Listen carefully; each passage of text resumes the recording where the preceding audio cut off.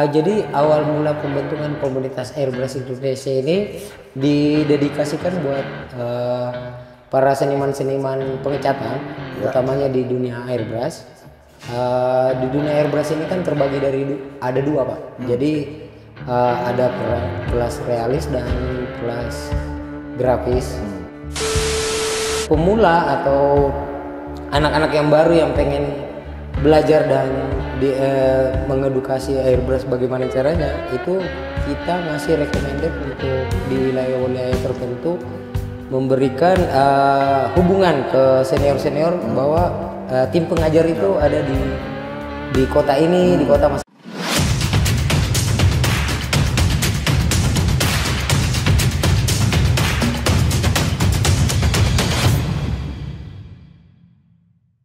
Halo Samurian News Indonesia. Saat ini saya bersama dengan seorang tokoh yang cukup malang melintang di dunia airbrush.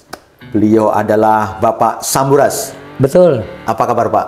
Sehat, Pak. Oke, luar biasa ya. Tapi saya kalau manggil Pak itu jadi kelihatan tua. Jadi kita panggil Bung Samburas. Oke.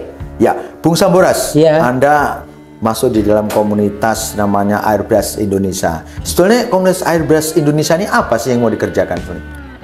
Jadi awal mula pembentukan komunitas Airbrush Indonesia ini didedikasikan buat para seniman-seniman pengecatan, utamanya di dunia airbrush. Di dunia airbrush ini kan terbagi dari ada dua, Pak. Jadi ada kelas realis dan kelas grafis. Nah, adapun untuk tema-tema sekarang yang lebih menjangkau ke area seni ini, timbul cabang-cabang baru. Tapi utamanya di kelas itu aja. Ya. Nah, ini orang kalau pengen pengen belajar ya. Artinya Anda membuka komunitas ini kan sedang mewadahi ya. Betul. Orang-orang yang punya hobi, ya, punya bakat di dunia airbrush gitu. Nah, sebetulnya ketika orang mau masuk apa? Artinya Anda membuka kelas-kelas buat mereka yang pengen belajar, atau Anda hanya merekrut yang orang udah jadi aja nih?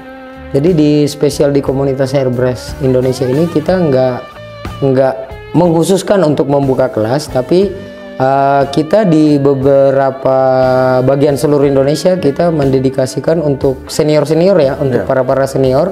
Jadi jikalau ada pemula atau anak-anak yang baru yang pengen belajar dan mengedukasi airbrush bagaimana caranya, itu kita ngasih recommended untuk di wilayah-wilayah tertentu memberikan hubungan ke senior-senior bahwa tim pengajar itu ada di kota ini, di kota masing-masing. Jadi tidak semua kota ada dong?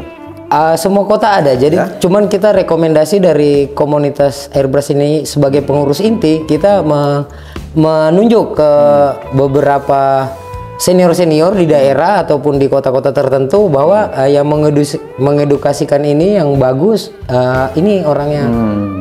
Jadi ya cara kita begitu. Untuk di Jabodetabek sendiri ada banyak kita siap ya. Nah, di komunitas di chapter buat kantor pusat sendiri itu emang ada.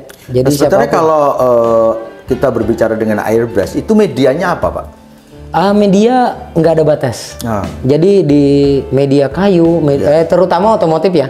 Itu sebenarnya edukasi cat ini kan sebenarnya utama di dunia otomotif. Tapi nggak menutup kemungkinan entah di bidang apa aja, termasuk di kayu, di kaca, apapun, tembok, Pak.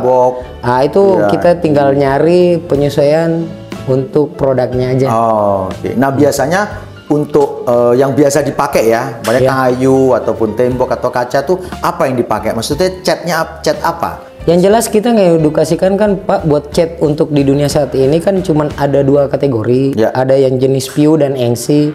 Adapun dunia cat ini kan juga ada berbagai macam bentuk, Pak. Jadi ada yang model untuk edukasi cat yang udah terbiasa ataupun ya untuk sekarang sih spray paint juga udah berjalan sih, Pak. Udah lumayan. Kalau pakai cat semprot gitu bisa ya, seperti samurai gitu bisa? Bisa banget. Iya, jadi bisa banget. Ada beberapa kita udah trial ya, kita udah coba mau bidang misalnya spray pen apapun itu cuman tinggal kita istilahnya sih capsnya sih Pak, kita kalin ya gimana caranya penyemprotan ke pembras ataupun ke spray gun, ya teknik aja sih Pak, ada khususnya. Nah, kira-kira ada berapa sih yang punya minat untuk, atau sekarang anggotanya udah berapa nih KAI ini? KAI itu untuk saat sekarang ini Pak beranggotakan 52.000 orang. Wah, cuman dalam kalau nggak salah hitung-hitungan semua tukang airbrush itu ada 2.500-an. Nah ini 52.000 ini kan kalau saya bilang sebuah wadah yang besar. Ya. Akan Anda apakan nih? Artinya segitu banyak orang-orang ini, apakah ada event-event yang Anda ciptakan biar mereka terus melakukan kegiatan-kegiatan? Sayang kan mereka Anda punya komunitas besar kalau tidak ada kegiatan apapun kan? Jadi di komunitas Airbrush Indonesia ini ya syukur-syukur dari awal kita terbentuk. Sebenarnya kayak ini kan udah terbentuk pas di hari ini udah 9 tahun. Oh, lama juga ya. Nah, jadi dia dari tahun pertama sampai detik ini ya tetap kita yang namanya event terus pertemuan Kopdarnas apa segala macam dalam per tahun kita mengadakan. Setahun itu maksimal hampir setiap bulan. Oh, ada ya? Ada kegiatannya. Ada kegiatan. Ya. Jadi teman-teman Samurayan Indonesia jika ingin belajar tentang airbrush ya Pak ya, mereka bisa ya bergabung dengan komunitas airbrush ini Pak ya. Bisa sekali. Jadi masuknya kemana nih masuknya? Kalau pengen tahu lebih dalam lagi. Kita aktifnya sih untuk saat sekarang ini emang dibentuknya dari awal ada di Facebook. Facebook. Jadi linknya nama Facebooknya itu silakan buka komunitas airbrush Indonesia. Airbrush Indonesia. Ya, simpel aja komunitas airbrush Indonesia. Nanti ngelihat di dalam nama KAI ya, tapi bukan kereta api Indonesia. Jadi KAI ini nanti bakalan kelihatan di, ya semua juga udah hampir tahu lah.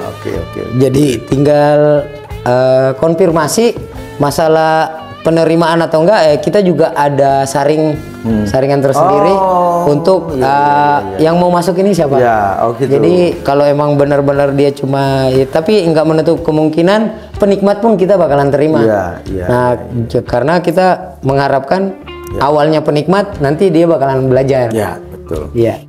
Keren banget. Saya juga semakin tahu tentang komunitas airbrush. Saya tahu airbrush, tapi ternyata ada komunitas yang anggotanya sampai 52.000, ini luar biasa nih. Oke, para Samurayan News Indonesia sudah berbincang-bincang dengan Pak Samburas. Semoga ini bermanfaat dan bisa belajar dari semuanya. Demikian bincang-bincang kami dengan Pak Samburas, salah seorang pengurus dari komunitas airbrush Indonesia. Semoga bermanfaat. Sampai jumpa.